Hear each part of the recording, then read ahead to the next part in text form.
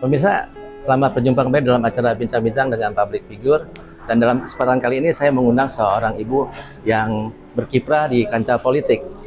Beliau adalah Ibu Devi Taurisa. Selamat siang, Bu. Selamat siang, Pak Adrian. Ya. Bu Devi, ini langsung saja ya, supaya kita pada poinnya bahwa Ibu Devi sejak kapan tertarik dengan dunia politik?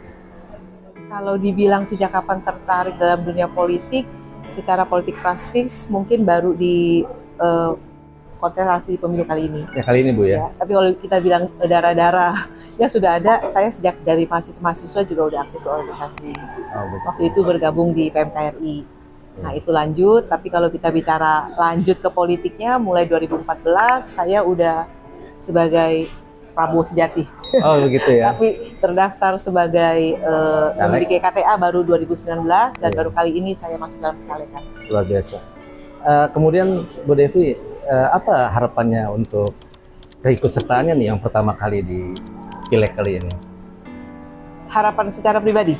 Ya, tentu dong. Kalau secara pribadi, saya mungkin harus menyampaikan saya termasuk orang yang beruntung, Pak. Saya sudah selesai dengan diri saya sendiri. Jadi di sisa umur ini saya berharap saya mempunyai nilai lebih, bisa lakukan sesuatu untuk bangsa ini. Gak muluk-muluk, saya hanya berusaha membayar apa yang saya sudah terima, segala kemurahan dari Yang Maha Kuasa dari negeri ini. Saya ingin bisa melakukan sesuatu, walaupun sedikit, tapi mempunyai arti untuk masa depan bangsa kita dan anak muda kita dan para penerus bangsa, terutama di bidang hukum. Ada sedikit idealis, tapi kelihatannya realistis juga nih, Bu. Ya, siap. Ya, terus kemudian Ibu masuk dalam dapil berapa nih, Bu? Dan mana saja yang berada di dalam dapil ini? Wilayahnya maksud saya. Izin saya cerita ya, Pak ya. Background saya adalah pengusaha. Kebetulan memang saya mahasiswa Fakultas Hukum S1, S2, dan S3 saat ini. Oh. Jadi sebenarnya saya memang mempunyai suatu kegundahan, punya satu keinginan, saya ingin hukum yang merata untuk semua orang. Tapi apakah seorang Devi bisa mewujudkan dalam waktu yang singkat? Rasanya nggak mungkin, ya kan? Jadi saya mulai dengan memberikan suatu contoh atau satu kegiatan kecil bagi semua masyarakat kita untuk tujuan yang besar di masa akan datang yang mungkin saya sendiri sudah nggak ada. Seperti visi misi saya nggak muluk-muluk bahwa masyarakat harus tahu hukum supaya tidak bermasalah dengan hukum. Kenapa? Itu berangkat dari pengalaman saya. Berangkat dari pengalaman saya mengantar saya pada akhirnya ke sini. Gitu. Pada akhirnya saya masuk dalam konstelasi calon legislatif. Awalnya saya ingin perjuangan itu semua dari segi akademisi, karena memang saya tidak merencanakan untuk menjadi caleg. Nah, sehingga waktu itu karena ada satu titik yang oke, saya harus maju, saya pilih dapil DKI 2. Kenapa dapil DKI 2? Saya tahu ini dapil yang sama sekali tidak mudah, Pak. Dan saya pilih saat itu mungkin karena ya 1% lah kalau saya jadi. Oh gitu. Apa saya berdoa, saya bilang Tuhan, bukan saya mencoba Engkau, artinya kalau saya duduk arti garis tangan, tidak. Tapi berangkat dari saya pilih itu karena saya memang pada awalnya nggak pengen nyalek. Nah, ini kita bicara Desember 2022. Tapi dengan apa yang saya sudah lakukan, dengan apa saat saya turun ke dapil, saat saya turun ke masyarakat bawah, saya lihat bagaimana permasalahan mereka. Desember 2023 atau 2022? 2022. 22, berarti 2022. sudah setahun lebih lalu ya? Karena kan 23 udah mulai kampanye dan yang lain. Jadi saya pilih dapil itu, dapil yang tidak sulit karena separuh hati, tapi sekarang harus all out karena pada saat benar-benar saya turun itu membuat tekad saya harus maju. Dan bukan cuma itu, adalah tanggung jawab saya. Karena di belakang saya sudah begitu banyak rombongan yang menaruh harapan. Yang memang benar-benar masyarakat kecil yang jauh dari apa itu sih hukum, padahal kita ini setiap hari semua yang kita lakukan itu ada hukumnya, yang kadang-kadang kita nggak sadari kita udah lakukan sebenarnya, atau in a negative way tanpa kita sadari kita udah melanggar selama ini tapi menjadi suatu kebiasaan. Itu. Jadi concernnya Ibu di hukum kelihatannya ya? Kebetulan atau keadilan gitulah ya, keadilan buat masyarakat. Bukan cuma keadilan, karena konsep negara ini kan semua masyarakat adalah mempunyai hak dan kedudukan yang sama di mata hukum. Itu aja, karena berangkat dari pengalaman saya bahwa saya mungkin yang sedikit lebih dulu dari teman-teman yang atau keluarga yang di bawah saya aja harus mentok dengan berbagai masalah pada saat kita mencari keadilan buat kita, bagaimana dengan yang lain. Gitu aja. Ya, pemirsa, kita lihat katanya sudah ada hal yang matang ya di dalam konsep Ibu Devi untuk pencalekan ini sebagai legislator yang kelak kalau terpilih akan berkecimpung di dunia itu. Baiklah Bu, kemudian Ibu kan tercatat di Dapil 4 ya. Dapil DKI 2, Dapil DKI 2, Jakarta Pusat, Jakarta Selatan, dan luar negeri, nomor urutnya 4. Nomor urutnya 4, ya betul Bu. Jadi ini ditentukan oleh siapa nih Bu? Ibu dapat nomor 4 atau memang sudah sesuai pendaftaran? Bukan sesuai pendaftaran sih, tapi kan memang kalau kita legislatif ini kan pencalekan itu kan harus melalui partai. Dan partai pastinya mempunyai pertimbangan dan taktik strategis pada saat menurunkan para calegnya. Oh begitu ya. Jadi nomor 1, nomor 2, nomor 3, nomor 4 tidak ada masalah. Yang penting kita semua meraih suara untuk partai agar di pemilu yang akan datang Gerindra menang. Gitu Dapil 2 Bu ya? Ya, DKI 2. Dapil 2 ini meliputi wilayah apa aja Bu? Jakarta Pusat 8 kecamatan, Jakarta Selatan 10 kecamatan, dan 128 negara luar negeri. Itu yang kita bicara ada hubungan diplomatik dengan kita. Tapi seperti Taiwan nggak ada hubungan diplomatik, bisa nggak pilih? Bisa, gitu. Karena di sana juga memang ada beberapa perwakilan yang bisa dilakukan. Ya, mudah-mudahan si pemilih di luar negeri ya pemirsa bisa mengenali Bu Devi lebih jauh lagi. Tapi begini Bu, kan kita lihat masalahnya juga kadang-kadang kan kalau misalnya pekerja migran gitu ya, kita nggak usah ngomong etnis, tapi tentu ada yang kita rasakan juga masih ada diskriminasi nih di masalah hukum. Ya, menurut Ibu gimana nih? Kebetulan saya sudah turun di Malaysia, dalam hal ini di Penang dan Kuching. Mungkin saya balik sedikit ya Pak ya. Yeah. Saya dalam kesempatan acara diaspora saya sampaikan bahwa saya pada awalnya memang tidak mau menyentuh luar negeri. Why? Karena buat saya luar negeri itu, mohon maaf dengan segala hormat, dalam tanda petik banyak orang menyampaikannya ini wilayah yang kotor dan becek. Tapi pada saat saya turun ke Penang dan saya melihat langsung bagaimana para pekerja migran, hati saya juga nggak bisa diam gitu, tersentuh. Nah kalau kita bicara diaspora, kita bicara luar negeri, sebenarnya kan warga negara kita itu tersebar. Ada para cendekiawan, ada para profesional, ada para usahawan, juga ada para buruh migran. Nah, buruh migran yang kemarin yang saya temui di Malaysia, saya percaya dan yang saya lihat tidak ada satu orang pun dari mereka yang berniat mungkin sampai overstay, sampai tidak punya paspor karena tidak bisa diperpanjang atau tidak Imigran punya tidak punya izin tinggal. Itu tidak pernah mereka rencanakan dan tidak pernah mereka inginkan. Jadi korban ya Bu? Saya bisa sampaikan demikian, tapi balik lagi karena ketidaktahuan mereka. Nah, mungkin ada perbedaan yang signifikan, katakanlah Amerika. Kalau kita overstay, kita mau pulang, kita tinggal pulang. Tapi kita tidak bisa kembali karena kita backlist. Ya, tapi buat Malaysia tidak demikian, Pak.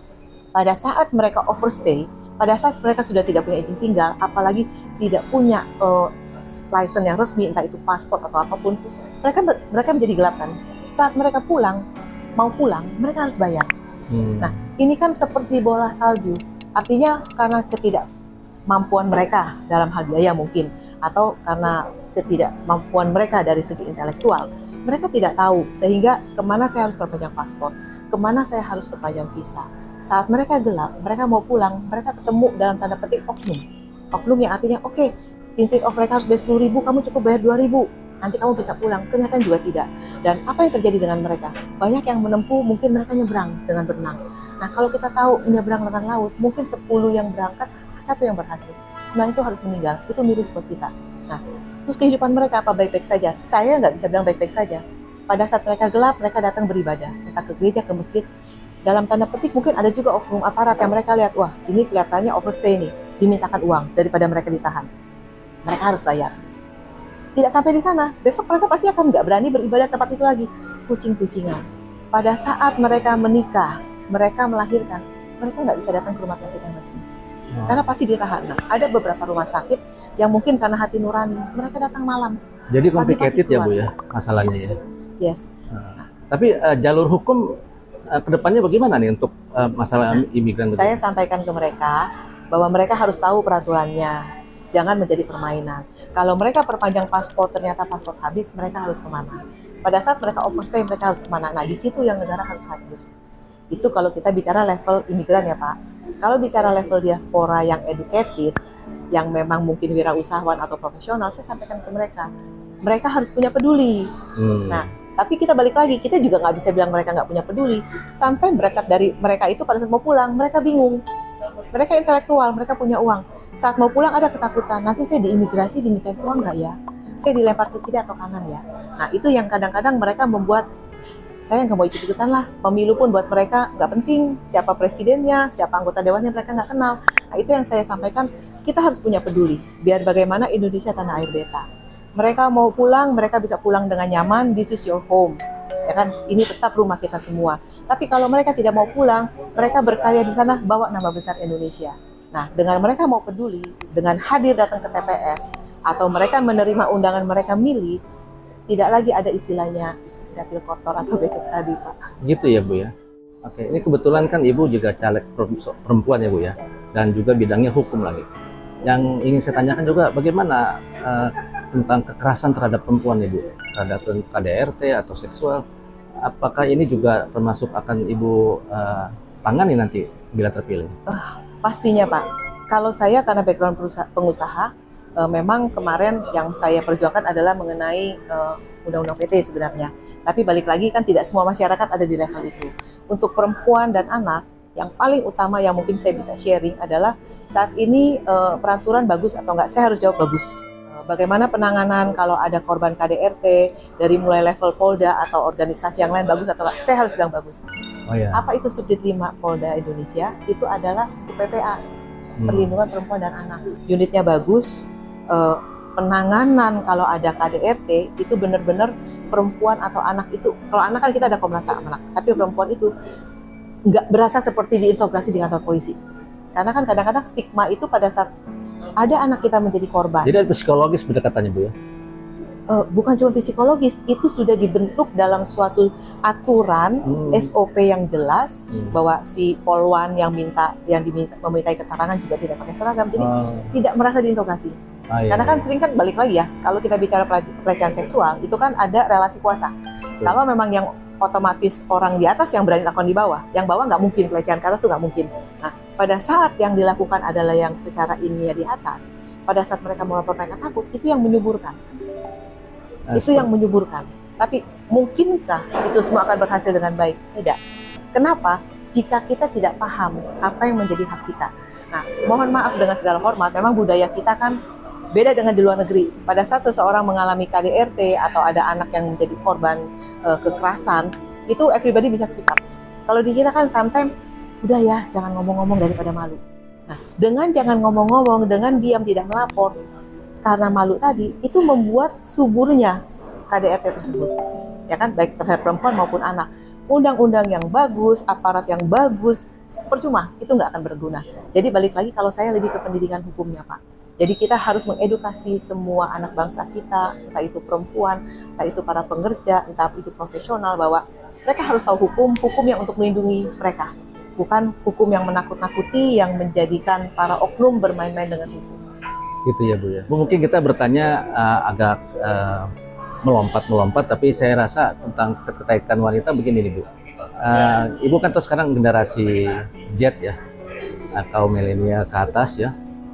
Banyak sekali remaja-remaja putri-putri yang berkembang, yang karirnya juga mulai bagus dan sebagainya. Tapi terhadap hal-hal yang menyangkut tentang etika dan moralitas, menurut Ibu bagaimana sekarang perkembangannya? Etika moralitas itu tidak akan pernah bisa hilang dan ada sejak zaman dahulu kala, Pak. Tapi mungkin yang kalau kita bisa sharing sedikit ya, walaupun bukan di luar konteks, saya selalu mau menyuarakan ini karena saya perempuan, dan saya selalu sampaikan kepada siapapun dalam bidang apapun, perempuan itu bukan pelengkap kuota. Artinya kita harus berani bersuara ya, karena memang kita hadir karena sosok kita. Demikian juga pada saat kita menjadi korban atau apapun, kita jangan bilang kita ini adalah orang yang lemah, makhluk yang lemah sih, enggak. Nah, zaman saat ini, saat sosial media, saat dunia global ini tidak ada batas. Nah, itu balik lagi memang pendidikan keluarga, pendidikan agama, itu yang harus diutamakan.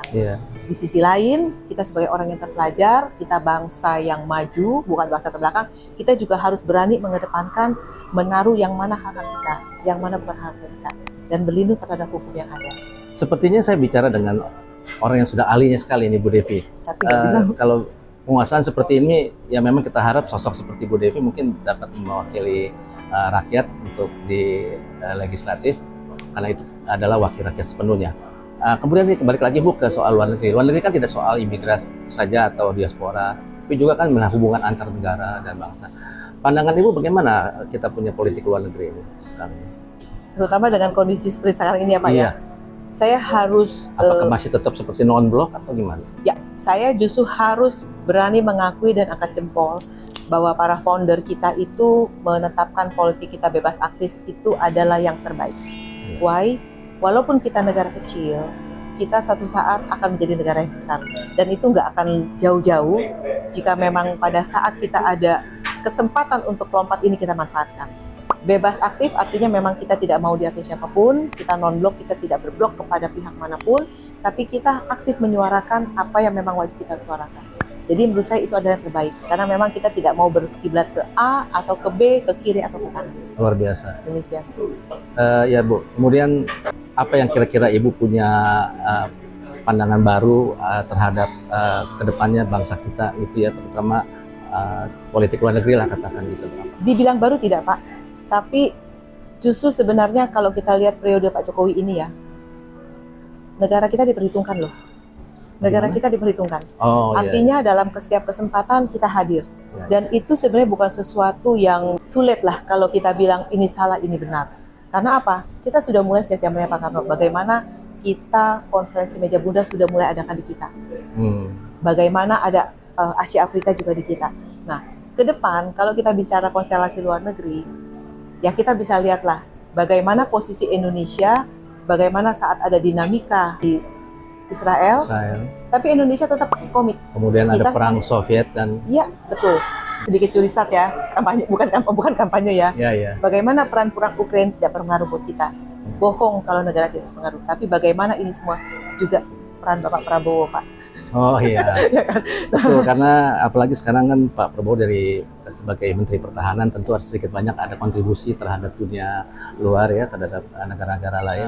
Baik Bu, kalau gitu kembali lagi sekarang di luar dari segala yang Ibu sampaikan, yang saya lihat Ibu menguasai banyak bidang. Bagaimana antusias masyarakat Ibu lihat terhadap kontestasi pemilu atau pilpres kali ini dan pileg juga? Ya, bisa cerita karena udah turun Pak. Sebenarnya yang lalu juga saya masih belum terpikir. Ternyata begitu di lapangan, jadi nggak usah jauh-jauh kemana-mana. Ternyata di Jakarta juga masih banyak yang memang perlu. Selama ini anggota dewan kemana, mohon maaf saya juga nggak paham. Tapi pesta rakyat itu memang betul ada dan itu membuat suatu sukacita buat mereka. Tapi balik lagi. Pendidikan ya Pak ya, pendidikan politik, pendidikan wawasan, bagaimana kita akan melahirkan bangsa dengan para pemimpin yang bersih, itu seperti telur dan ayam. Jadi pesta itu euforia, antusiasme mereka memberikan suara itu luar biasa. Antusiasme mereka ikut ambil bagian ini luar biasa.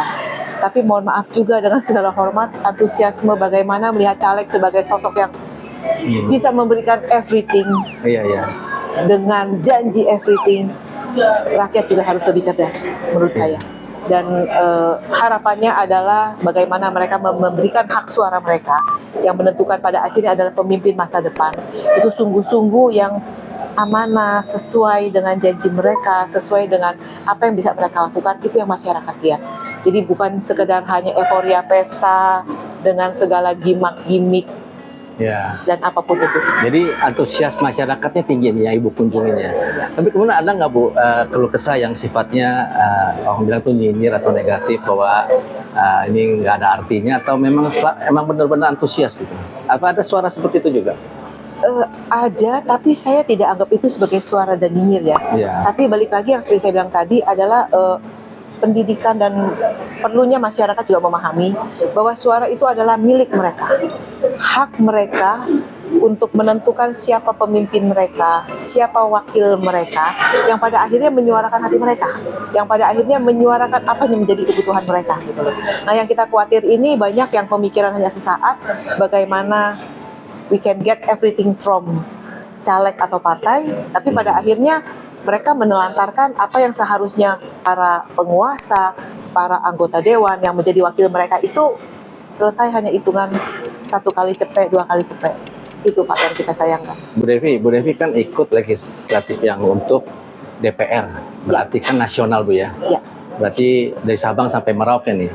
Negara kita kan besar nih Bu ya, dan bukan soal besarnya negara, tapi juga penduduknya lebih dari 200 juta.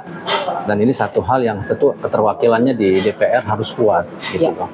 Nah kemudian Ibu, apa yang Ibu lihat sebelum kita akhiri bincang-bincang dengan kita, apa yang Ibu lihat kalau Ibu terpilih sebagai anggota DPR terhadap kebutuhan bangsa kita yang besar ini? Apa yang Ibu kira-kira dapat gambarkan? Kalau kita bicara mengenai sektor atau bagian, penanganannya kan sebenarnya di DPR itu ada komisi-komisi yang sudah dibagi. Nah, sama halnya dengan Dapil. Dapil DKI 2 ini adalah Jakarta Pusat, Selatan, dan Luar Negeri. Nah, kalau menurut saya, Dapil Luar Negeri itu terlalu luas jika digabungkan dengan DKI 2, ada Jakarta Pusat dan Jakarta Selatan. Kenapa? Wakil rakyat harus benar-benar mewakili. Yeah. Artinya siapa yang dipilih, siapa yang memilih mereka, keterwakilan itu harus ada. Nah, itu yang saya sayangkan. Kenapa saya seorang Devi yang lalu yang saya bilang Dapil Luar Negeri ada foto dan becek. Nah, kalau mereka tidak peduli, kita juga nggak bisa ngomong karena mereka tidak merasa perwakilan itu. Jadi kalau saya harapannya saya bisa membawa wacana dan itu bisa terrealisasi, luar negeri menjadi dapil tersendiri. Orang yang sungguh-sungguh tahu permasalahan diaspora, orang-orang yang sungguh-sungguh bisa mewakili suara diaspora.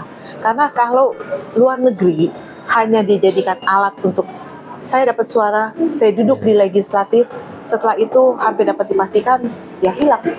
Apa yang mereka lakukan enggak. Jadi seorang anggota dewan idealnya 100.000 kursi sudah cukup. Padahal kalau kita bicara luar negeri 1.700.000 warga negara kita. Nah, di luar negeri Bu? Yes, bisa mewakili luar negeri. Apakah mungkin mereka bisa suarakan Jakarta Pusat Selatan? Nggak mungkin. Jadi kalau saya mengenai bidangnya ada komisi Pak. Tapi kalau mengenai dapilnya, harapan saya khusus DKI 2 di pemilu yang akan datang, luar negeri bisa menjadi dapil tersendiri. Oh, harus tersendiri, jangan digabung ya Bu ya? Ya, jangan digabung. Karena memang spesifik sifatnya. Ya, betul. Dan butuh perhatian khusus lah. Betul, gitu ya. betul.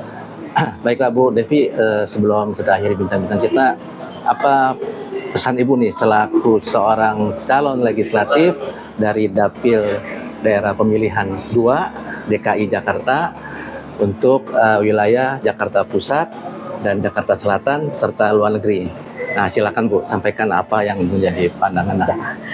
Kepada semua pemirsa, semua masyarakat Indonesia, khususnya di Jakarta Pusat, Jakarta Selatan, dan luar negeri, jika saya dianggap bisa mewakili teman-teman, Bapak Ibu Saudara sekalian, saya dari Partai Gerindra nomor urut 2, untuk legislatifnya saya di nomor urut 4. Tapi kepada semua masyarakat Indonesia di luar dapil saya menyuarakan satu suara sangat berharga. Itu adalah haknya kita semua untuk memilih keterwakilan kita di legislatif maupun untuk pemilihan presiden kita.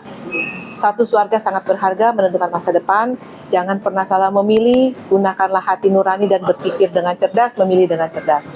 Jangan pernah golput. Hak Bapak Ibu untuk golput betul, tapi dengan Bapak Ibu tidak memberikan suara, itu membuka peluang orang-orang melakukan kejahatan dengan memperjualbelikan dan lain-lain. Jadi gunakan hak suara Bapak Ibu, datang di TPS atau yang di luar negeri, pilih, kembalikan langsung suara Anda menentukan masa depan bangsa ini. Demikian. Ya, jadi nomor urut 2 Partai Gerindra, ya. Dapil 2 di nomor urut Jakarta, 4. Ya, nomor urut 4 di Jakarta Selatan, Jakarta Pusat, dan luar negeri. Ya. Gampang ingat ya Pak? Gimana tuh? Nomor 2 Partai Gerindra, nomor 2 Partai Gerindra, nomor 4 Devi Taurisa untuk 2024. Iya, luar biasa ya. Baiklah pemirsa, ternyata Bu Devi punya filosofi juga untuk mencalekannya ini. Dan pemirsa, kita sudah dengar bincang-bincang singkat, ya, bincang-bincang ringan dengan Bu Devi, namun juga serius di dalamnya kontennya. Kita lihat tadi beberapa tanggapan beliau yang justru di luar ekspektasi saya juga. Dan mudah-mudahan Ibu Devi Taurisa bisa mewakili masyarakat Indonesia ke depannya sebagai anggota legislatif DPR RI yang kita banggakan, dan tentu kita menaruh harapan besar di sana. Baiklah pemirsa, demikian bincang-bincang ringan kita hari ini. Terima kasih Bu Devi. Sama-sama, sampai jumpa. Salam sehat, salam Indonesia Raya.